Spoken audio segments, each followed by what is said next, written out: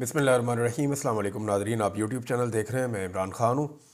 आज बहुत इंपॉर्टेंट ख़बरें हैं। इसमें सबसे पहले इमरान ख़ान साहब ने एक ट्वीट किया, उनका अपना एक स्टेटमेंट है, बड़ा डिटेल स्टेटमेंट है इमरान ख़ान साहब का। लेकिन मैंने एक चीज़ चेक की, क्योंकि मैंने पिछले वीलॉग में आपको एक बात बताई थी, तो फिर फौरी तौर पर मैंने चेक किया कि इमरान ख़ान साहब की पार्टी में जितने भी लोग दावेदार हैं कि वो इमरान ख़ान के साथ खड़े हैं और उसके नज़रिए का साथ नहीं छोड़ेंगे, क्योंकि उन्हें इस बात का पता है कि इमरान खान के साथ रह के ही वो अपनी सियासत बचा सकते हैं। सियासत में तो इमरान खान साहब इस वक्त पाकिस्तान के किंग बने हुए हैं, सारी मकबूलियत उनके पास है। आप फ्री एंड फेयर इलेक्शन करवा के देख लें, वो पूरे पाकिस्तान में जो है वो क्लीन स्वीप कर जाएंगे, पूरे पाकिस्तान में इलेक्शन जीत जाएंगे। ये बात इमरान खान साहब के बदतरीन सियासी मुखालफिन भी जानते हैं, एस्टेब्लिशमेंट में जो इमरान खान साहब के मुखालफिन हैं वो भी जानते हैं। सबको पता है कि इमरान खान साहब एक बहुत बड़ी सियासी हकीकत है। तो इसलिए जो लोग इमरान खान साहब के बयानिए का बोझ नहीं उठा सकते, वो भी इमरान खान साहब को छोड़ नहीं पा रहे और दावे करते हैं कि वो इमरान खान के साथ खड़े हैं। मैंने देखा पाकिस्तान तहरीक इंसाफ के लगभग जितने भी बड़े लोग हैं, तमाम के मैंने अकाउंट्स चेक किए, इक्का दुक्का के अलावा किसी और ने इमरान खान साहब के ट्वीट को रीट्वीट नहीं किया। हालांकि ज़्यादातर के जो ट्विटर हैं वो हैंडल उनके एक्टिव है। ऐसा नहीं है कि वो 2 दिन या 3 दिन से उन्होंने कोई ट्वीट ना किया हो। ये सारे लोग अपने अपने ट्विटर के ऊपर एक्टिव हैं और कुछ ना कुछ कर रहे हैं। लेकिन इमरान खान साहब के ट्वीट को जानबूझ के उन्होंने रीट्वीट नहीं किया। ये पाकिस्तान की एस्टेब्लिशमेंट का वो दबाव है जिसकी वजह से इमरान खान साहब के अपने उनकी मकबूलियत की वजह से MNA बनने वाले, उनकी मकबूलियत की वजह से सेनेटर्स बनने वाले, MPAs बनने वाले बेशतर लोगों ने इमरान खान साहब के ट्वीट को रीट्वीट किया ही नहीं। आम वर्कर्स करते हैं, यानी अगर आप इस ट्वीट को देखें तो इसको हज़ारों मरतबा लोगों ने रीट्वीट किया है जो इमरान खान साहब ने ट्वीट किया। लेकिन पाकिस्तान तहरीक इंसाफ के जितने इंपॉर्टेंट लोग हैं उन्होंने नहीं किया। यानी मिलियंस के अंदर लोग इमरान खान साहब के ट्वीट को देखते हैं और 13-14 हज़ार लोग अब तक इसको रीट्वीट कर चुके हैं। लेकिन वो लोग जिनको वोट पड़ा इमरान खान के नाम का, जो इक़्तिदार के अंदर पहुंच जाते हैं या जो MNA बन गए, सेनेटर्स बन गए, MPAs बन गए, मिनिस्टर्स बन गए, उन्होंने ज़्यादातर लोगों ने, ज़्यादातर क्या 95% से भी ज़्यादा लोगों ने, अगर मैं 99% कहूँ तो फिर भी गलत नहीं है, जितने लोगों ने इमरान खान से फ़ायदा उठाया और उन्होंने रीट्वीट नहीं किया, इमरान खान के बयानिए का बोझ नहीं उठा सकते। ये मैं आपको पहले दिन से बता रहा हूँ। अब इमरान खान साहब का अगर आप स्टेटमेंट देख लीजिए, और ये हकायक है जो मैंने एक एक करके चेक किए। मैं किसी का नाम लेता जाऊँगा, शर्मिंदा होते जाएंगे बिला वजह। ये लोग, ये बड़े बड़े नाम है, बड़े बड़े तुर्रम खान है, जनाब बड़े चौड़े होकर चलते हैं, लेकिन ये एक ट्वीट को रीट्वीट नहीं कर सकते इमरान खान साहब के। साबिक वज़ीर-ए-आज़म इमरान खान की अडयाला जेल में, और ये कह रहे थे कि इमरान खान का अकाउंट पाकिस्तान लेकर आओ, हम यहाँ से ट्वीट किया करेंगे। इतनी तो औकात नहीं है कि इमरान खान साहब के ट्वीट को रीपोस्ट ही कर दें या उसको रीट्वीट कर दें तो उनका अकाउंट पाकिस्तान ला के इन्होंने खाक चलाना है। ये नहीं चला पाएंगे। इमरान खान के बयानिए का बोझ, इमरान खान ठीक कहते हैं, ये लोग नहीं उठा पाएंगे। अडयाला जेल में मीडिया और वकला से गुफ्तगू में इमरान खान साहब ने कहा कि मैंने अपनी ज़िंदगी में पाकिस्तान में नाफिज किए गए तमाम मार्शल लॉ, यानी अयूब खान, याया खान, ज़िया-उल-हक और मुशर्रफ का मार्शल लॉ देखे हैं। याया खान और ज़िया-उल-हक का मार्शल लॉ पाकिस्तान की तारीख का बदतरीन मार्शल लॉ था, जिसमें जमहूरियत को बिल्कुल रौंद दिया गया था। मुशर्रफ इस हवाले से कदरे लिबरल था। जो कुछ आज मुल्क में जमहूरियत के नाम पर हो रहा है, इसका मवाजना सिर्फ और सिर्फ याया खान के दौर से किया जा सकता है। मार्शल लॉ में सबसे पहले जमहूरियत, आज़ाद अदलिया और आज़ाद मीडिया का गला घोंटा जाता है ताकि आमिर की गलत कारियों पर कोई भी आवाज़ बुलंद करने वाला ना हो। आज़ाद मीडिया चूँकि तनकीद करता है, इसलिए इसकी आवाज़ बंद कर दी जाती है। अदलिया क्योंकि गलत फैसलों पर एक्शन लेने का हक रखती है, इसलिए उसके इख्तियारात भी सलब कर लिए जाते हैं। आज इस जमहूरियत की आड़ में नाफिज इस मार्शल लॉ में ये तमाम फस्ताई हरबे बदरजा अतम मौजूद हैं। ये कैसी जमहूरियत है जिसमें पाकिस्तान की सबसे मकबूल और बड़ी पार्टी के चेयरमैन का नाम तक मीडिया पर लेने पर पाबंदी है।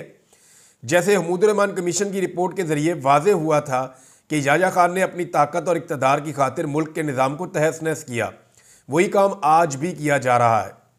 फार्म 47 की बोगस और फ्रॉड हुकूमत को बचाने के लिए तहरीक इंसाफ को मुसलसल कुचला जा रहा है और मुल्क में जमहूरियत, कानून की हुक्मरानी और अदलिया की आज़ादी का जनाजा निकाल दिया गया है। शहबाज शरीफ सिर्फ और सिर्फ जनरल आसिम मुनीर की एक कठपुतली और अर्दली है। ये अर्दली का लफ्ज़ आपने याद रखना, मैं आगे चल के आपको बताता हूँ। इससे ज़्यादा ताकतवर वज़ीर-ए-आज़म तो मुशर्रफ दौर में शौकत अजीज़ था।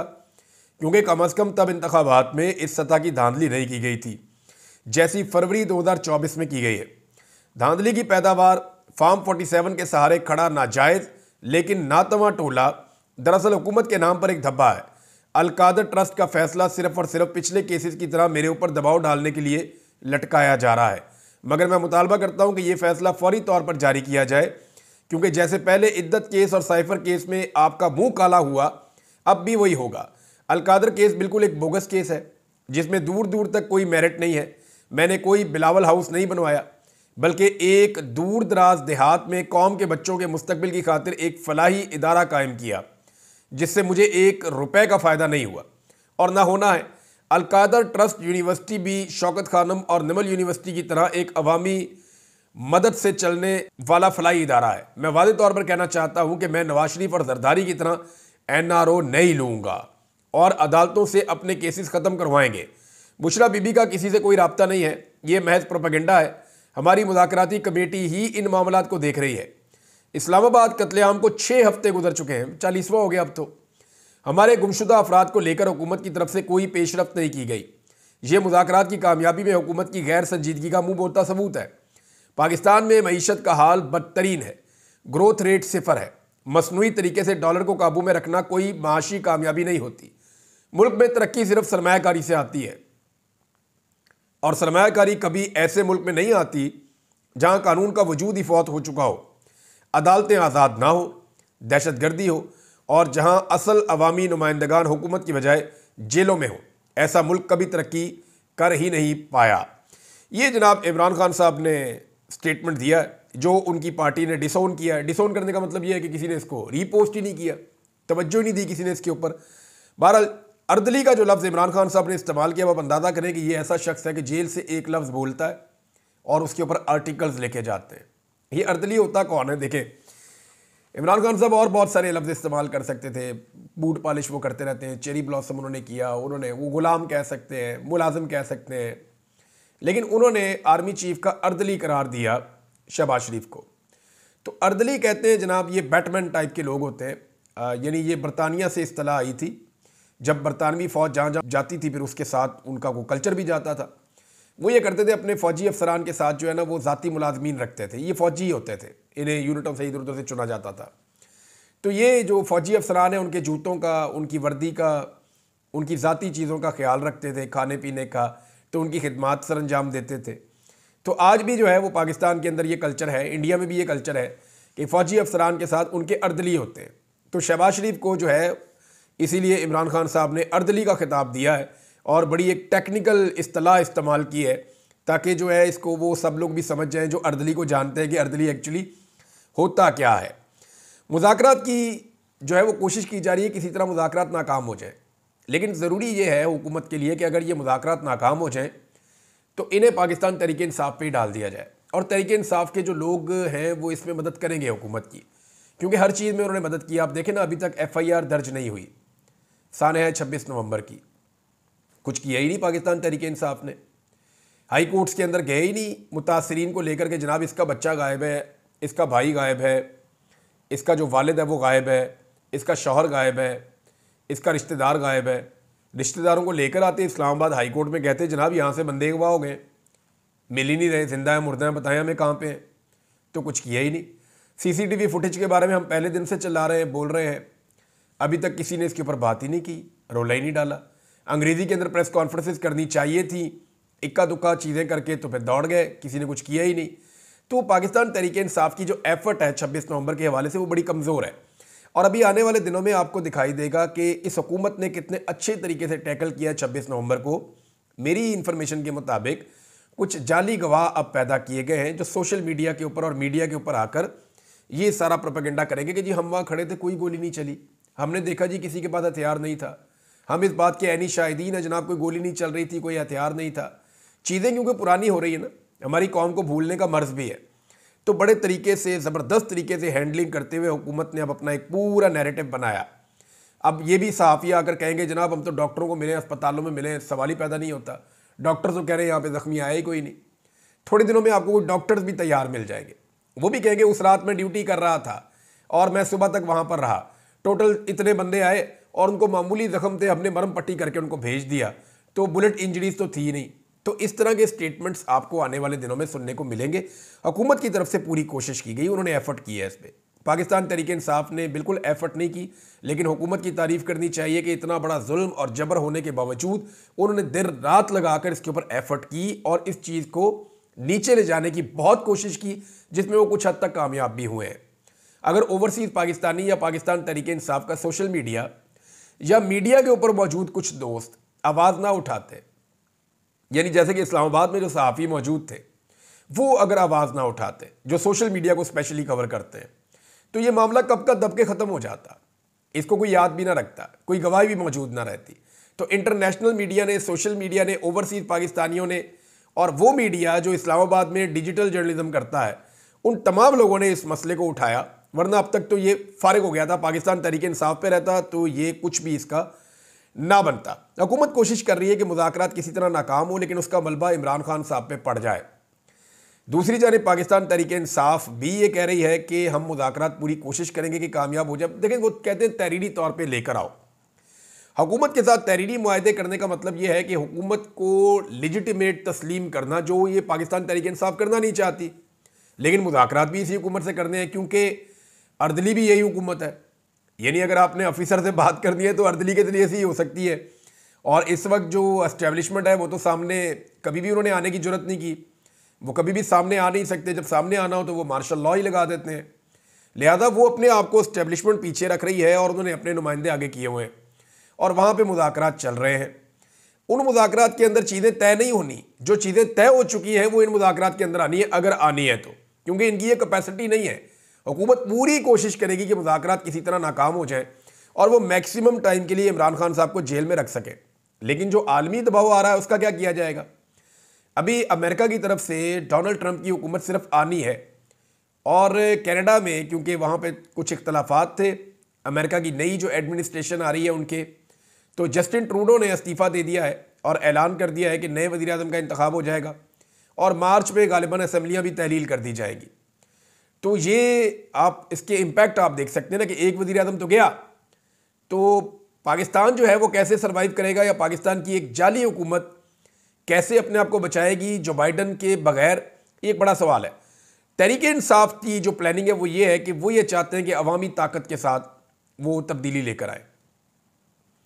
यानी उन्हें इस बात का आइडिया है कि पाकिस्तान की एस्टेब्लिशमेंट ही मसाइल पैदा करती है और ये मसाइल इमरान खान साहब को पता है कि मसाइल, यानी पाकिस्तान तहरीक इंसाफ के अंदर बहुत सारे लोग चाहते हैं कि इसी तनख्वाह पे काम कर लें, इसी एस्टेब्लिशमेंट के साथ बातचीत कर लें, को माफ़ी तलाफ़ी करके इनको साइड पे करके हम आ जाएं, इलेक्शन करवा लें, हमारी मकबूलियत है। तो पाकिस्तान तो फिर ऐसे ही चलेगा। फिर जब एस्टेब्लिशमेंट का दिल करेगा, आप बात नहीं मानेंगे, वो आपको उठा के बाहर फेंक देंगे। और फिर जब नई हुकूमत आएगी, वो एस्टेब्लिशमेंट को उन पर गुस्सा चढ़ेगा, बात नहीं मानेंगे, उनको उठा के बाहर फेंक देंगे। तो जैसे 70 साल से पाकिस्तान चल रहा है, आगे भी वैसे ही 70 साल और चलता रहेगा। तो पाकिस्तान एक इंच भी आगे नहीं बढ़ पाएगा। इमरान खान साहब इस नतीजे पे पहुंच गए हैं कि मुझे हुकूमत मिलती है या नहीं मिलती, कम से कम लोगों को तो बता दें पाकिस्तान का असल मसला क्या है। और वो उन्होंने काफ़ी हद तक लोगों को बता भी दिया है कि पाकिस्तान के मसाइल का असल जो जड़ है वो पाकिस्तान की एस्टेब्लिशमेंट में है, कि एस्टेब्लिशमेंट के गलत फैसलों की वजह से जंगों के फैसले गलत किए, दहशतगर्दों को लाने का फैसला गलत किया, सियासतदान जो है उनको बनाने का फैसला गलत किया, कारोबार करने के फैसले गलत किए, इकॉनमी के फैसले गलत किए, दाखिला फैसले गलत किए, खारजा फैसले गलत किए। तो हमारी एस्टेब्लिशमेंट के गलत फैसलों का हम खुमियाजा भुगत रहे हैं और पाकिस्तान इतना पीछे इसलिए रह गया कि इसके ऊपर एस्टेब्लिशमेंट के फैसले जो हैं वो मुसल्लत किए गए हैं। सलमान अकरम राजा साहब ने दावा किया कि इमरान खान साहब खुद बाहर नहीं आना चाहते। वो ये चाहते हैं कि पहले उनके जितने वर्कर्स हैं वो सारे रिहा हों, पहले उनके वर्कर्स बाहर आएँ। देखें, आप अगर नवाज शरीफ से मुवाजना करें या आसफ अली जरदारी से, क्या उन्होंने कभी पता भी किया कि उनकी पार्टी के कितने लोग गिरफ्तार हैं जब उनकी डील हो रही थी? यानी जब रातों रात नवाज शरीफ साहब जद्दा और जरदारी साहब पाकिस्तान से बाहर गए तो उस वक्त क्या उन्होंने पूछा कि उनकी पार्टी के कितने लोग इस वक्त जेलों में कैद हैं? किसी ने भी नहीं पूछा। ये जब भी डील करते हैं तो अपनी ज़ाती डील करते हैं, कारकुनों को भूल जाते हैं।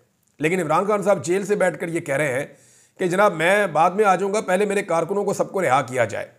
और राणा सनाउल्लाह साहब ने इसकी गवाही दी। उन्होंने कहा जी फेयर बात करनी चाहिए, और फेयर बात यह है कि पाकिस्तान तहरीक इंसाफ ने इमरान खान की रिहाई की बात नहीं की, वो कारकुनों की रिहाई की बात करते हैं पहले कि जनाब पहले कारकुनों को रिहा किया जाए क्योंकि इमरान खान साहब का ये हुक्म है, और उसके बाद जो है वो इमरान खान साहब की रिहाई की बात होगी।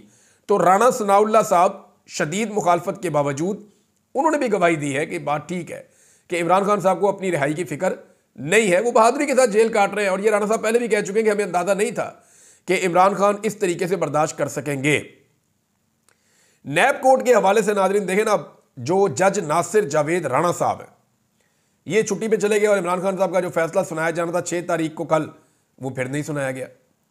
अब मामला ये है कि इमरान खान साहब के जो वकील हैं उस्मान रियाज गिल साहब, वो ये कहते हैं कि रजिस्ट्रार से जब हमने रब्ता किया तो उसने लाइलमी का इजहार किया, यानी अदालती अमले को नहीं पता था कि जज छुट्टी पे जा रहे हैं। लेकिन चंद दिन पहले से पाकिस्तान के मीडिया के उन लोगों को पता था जो एस्टेब्लिशमेंट से राब्ते में रहते हैं कि जज छुट्टी पे जा रहे हैं। यानी मुझे तो ऐसा लगता है कि जज को भी नहीं पता था कि मैं छुट्टी पे जा रहा हूँ।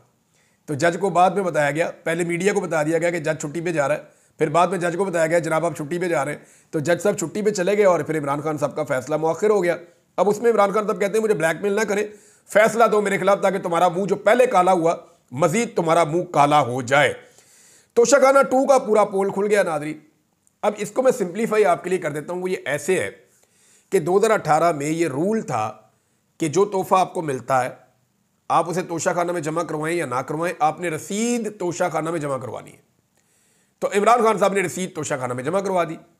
अब इन्होंने चालाकी ये की कि जब इनको हुकूमत मिली 2022 में तो इन्होंने रूल तब्दील कर दिया और रूल तब्दील करके इन्होंने बना दिया कि जनाब तोहफा जमा करवाना पड़ेगा तोशाखाना में, रसीद जमा नहीं करवानी, पहले तोहफा जमा करवाना है उसके बाद फिर आप तोहफा ले लें और रसीद जमा करवा दें बाद में।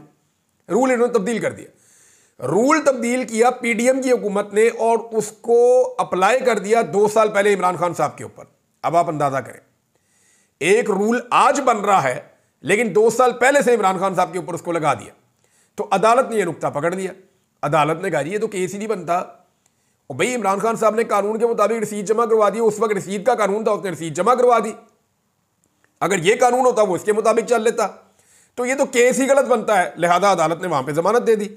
अब आप अंदाजा करें कि इस सिस्टम ने इमरान खान साहब पे कैसे कैसे केस बनाए। लेकिन नवाज शरीफ पे 2 केस बनो मामला फारिग, आसिफ अली जरदारी पे 2 केस बनाओ मामला फारिग। इमरान खान अगर करप्ट आदमी होता ना या बेईमान होता तो उसके ऊपर भी 2 केस बनते और मामला फारिग। सबको पता है कि इमरान खान करप्ट और बेईमान आदमी नहीं है, उस पर केस बनाने वाले लोग भी जानते हैं, एस्टेब्लिशमेंट के लोग अच्छी तरह जानते हैं कि इमरान खान बेईमान नहीं है। जब मैं एजेंसियों की हिरासत में था तो उन्होंने इमरान खान की बड़ी बुराइयां की। वहाँ पे ऐसे लोगों को भेजा जाता था जो इमरान खान की बहुत बुराइयां करते थे कि इमरान खान ये है, खारजा पॉलिसी के लिए अच्छा नहीं है, फलां मुल्क के साथ अच्छा सलूक नहीं किया, फलां हुक्मरान के साथ सख्ती के साथ बात की, इमरान खान जो है उसका रवैया ठीक नहीं है, वो जो है वो बंदा ठीक नहीं है, वो बात नहीं मानता, वो समझता नहीं है। तो वो इस तरह की बातें वो करते थे। लेकिन आपको इंटरेस्टिंग बात बताऊं कि एक भी बंदा जब तक मैं एजेंसियों की तहवील में था ऐसा नहीं आया जिसने आकर मुझे कहा कि इमरान खान करप्ट है। एक बंदा नहीं आया ऐसा। एक ऑफिसर मुझे बांध के भी ये नहीं कह सका कि इमरान खान करप्ट है। इस बारे में उनके पास कोई आर्गुमेंट तब भी नहीं था। तो जब आप खुद मानते हैं कि वो करप्ट नहीं है तो आप करप्शन का केस कैसे। इसीलिए इमरान खान पे कोई 180 से ज्यादा केसेस डालने पड़े। अगर वो करप्ट होता ना तो ये एस्टेब्लिशमेंट सिर्फ 2 केस डालती, जैसे नवाज शरीफ के ऊपर एक डाल दिया, एक जरदारी पर डाल दिया, काबू आ जाते हैं फौरी तौर पे। जो करप्ट लोग होते हैं ना उनका करप्शन का केस बन जाता है, वो काबू आ जाते हैं। इमरान खान करप्ट आदमी नहीं है, उस पर करप्शन के केस इन्होंने डाले, इनको पता था काबू नहीं आएगा, लिहाजा उनको 180 से ज्यादा मुकदमे इमरान खान साहब पे डालने पड़े। ये भी एक वर्ल्ड रिकॉर्ड हो गया और पाकिस्तान का जबरदस्त रिकॉर्ड लग गया है। अब हुकूमत को इस बात का आइडिया है कि इनकी कहानी खत्म होने वाली है, तो कहानी खत्म होने से पहले वो जल्दी जल्दी एक बयानिया बना रहे हैं कि जनाब हमने महंगाई बहुत कम कर दी है, हमने कर्जे नहीं लिए, हमने महंगाई बहुत कम कर दी है, हम कर्जों में कमी कर रहे हैं, हमने मईशत बहुत ऊपर उठा दी है। और हमारे जो दोस्त पहले माइक उठाकर निकल जाते थे सड़कों पे और जाकर पूछते थे जनाब लोगों से कि बताएं जी महंगाई कैसी है, सूरत हाल क्या है। जब महंगाई बहुत थोड़ी थी तब वो उसको बहुत बड़ा करके बताते थे। आज महंगाई बहुत ज़्यादा है तो आज वो इसके ऊपर कोई रोड शोज़ नहीं हो रहे, इसके ऊपर मीडिया ये पूछ नहीं रहा। तो मैंने अपने कुछ दोस्तों से रब्ता किया है, हम पाकिस्तान में ये सर्वेस शुरू करवाने वाले हैं। आने वाले दिनों में आपको सोशल मीडिया पे ये सर्वेस नज़र आएंगे कि महंगाई ने पाकिस्तान की आवाम पे कितना इम्पैक्ट डाला है और पाकिस्तान की आवाम महंगाई के बारे में अब क्या कहती है। क्योंकि जो दोस्त पहले ये जिम्मेदारियां कर रहे थे, कोई एतवार बाजार चला जाता था, कोई पेट्रोल पंप पे चला जाता था, कोई यहाँ कोई वहाँ, वो अब नहीं जा रहे। तो अब हमें ये काम करना पड़ेगा। तो मैंने कुछ दोस्तों से रब्ता किया, हम ये काम इंशाल्लाह बहुत जल्द शुरू करने वाले हैं और आपके सामने रखेंगे कि अवाम का कैसा इन्होंने भुड़कस निकाला और कैसे ये झूठ बोलते हैं कि मईशत ठीक हो गई है। यहाँ पे मैं आपको सिर्फ एक मिसाल देता हूँ कि इन्होंने कितना कर्जा लिया है। ये मुजम्मल असलम साहब ने इसको ट्वीट किया है, ये फैक्ट है। हुकूमत ने एक महीना जो नवंबर का है ना, उसमें 1248 अरब रुपए का कर्जा लिया है। 1248 अरब रुपए का कर्जा सिर्फ एक महीने में नवंबर में लिया इस हुकूमत ने। कहां जा रहा है ये सारा पैसा? यानी एक तरफ ये टैक्स कलेक्शन नहीं कर पा रहे, कोई इन पे एतबार नहीं कर रहा, लोग पाकिस्तान से पैसा निकालकर बाहर लेकर जा रहे हैं, ब्रेन ड्रेन हो रहा है, लोग पाकिस्तान छोड़ छोड़ कर जा रहे हैं, कोई इनकी शक्ल देखने को तैयार नहीं है, कोई इनको 10 रुपए देने के लिए तैयार नहीं है, और ये दुनिया से अरबों रुपए का ये ले रहे हैं कर्जा। यानी 1248 अरब रुपए का इन्होंने कर्जा लिया। खैबर पख्तूनख्वा हुकूमत ने 77 साल में मजमूई तौर पे 725 अरब रुपए का कर्जा लिया। यानी जितना कर्जा खैबर पख्तूनख्वा ने 77 साल में लिया ना पूरे सूबे ने, इन्होंने उतना कर्जा 20 दिन में ले लिया, नवंबर के पहले 20 दिनों में। अब आप अंदाज़ा कर लें कि इन्होंने हालात क्या कर दिए हैं। पाकिस्तान का कर्ज 70,400 अरब तक पहुंच गया है, जो अप्रैल 2022 में जब इमरान खान साहब की हुकूमत को गिराया जा रहा था 43,500 अरब रुपए था। यानी पाकिस्तान का लगभग 75 साल का जो कर्ज था वो 43,500 रुपए था, और जो उसके बाद गुज़िश्ता 2 सालों में कर्ज लिया गया है ये 27,000 अरब रुपए का इजाफा किया गया है। यानी 27,000 अरब रुपए का कर्ज लिया गया है जब से पीडीएम की सरकार आई है, और ये फैक्ट साथ लगा हुआ है। ये नाज़रीन पाकिस्तान के साथ इन्होंने किया है, और खबरें हैं आपके साथ बाद में शेयर करता हूं। इन्होंने तो आवे का आवा ही बिगड़ा हुआ है, बेड़ा गर्क करके रख दिया। वो मरियम नवाज कहती है पंजाब के अवाम का पैसा है, ये 76 साल में अवाम पे खर्च क्यों नहीं हुआ? और भाई अपने अब्बा से पूछो, अपने चचा से पूछो, सबसे ज्यादा इक्तदार इनका रहा है। यानी इनका वालिद यहाँ पे वज़ीर आला रहा, इनका चचा यहाँ पे 3 दफा वज़ीर आला रहा, ये खुद यहाँ पे वज़ीर आला, इसका कज़न यहाँ पे वज़ीर आला, सारे खानदान ने यहाँ पे वज़ारत आला के मज़े चखे हैं। हमेशा इनका इक्तदार रहा है पंजाब के अंदर, और बच्चों से सवाल कर रही है कि जनाब ये पैसे जो है आपके ऊपर खर्च होने चाहिए थे, ये आप पर खर्च क्यों नहीं हुए? फिटे मुंह सवाल पूछने होते हैं। यानी ये सवाल अगर पूछना था तो भाई अपने घर में जाके पूछोगे, अब्बा जी अवाम का पैसा था, ये फ्लैट नहीं बनाने थे, अवाम पे क्यों लगाया नहीं आपने? चचा से जाके पूछना था कि चपड़ासियों के अकाउंटों में पैसे निकल रहे हैं, और भाई ये पैसा तो अवाम के ऊपर लगाना था, अवाम के ऊपर लगाया ही नहीं। बेनिफिशियल ओनर खुद बन गई उन अपार्टमेंट्स की, जिनका पैसा जो है वो अवाम के ऊपर लगना चाहिए था। यानी पैसा कहां गया? पैसा पाकिस्तान से बाहर गया, और पैसा पाकिस्तान से बाहर किन के पास गया? ये वो प्रॉपर्टीज हैं जिनकी रसीदें अभी तक नहीं मिलती, और वो जिस बंदे ने रसीदें जमा करवाई है उसके ऊपर केस ही उल्टा बना दिया। अब आप अंदाजा करें। अब तक के लिए इतने, अपना ख्याल रखिएगा, अपने चैनल का भी। अल्लाह हाफिज़।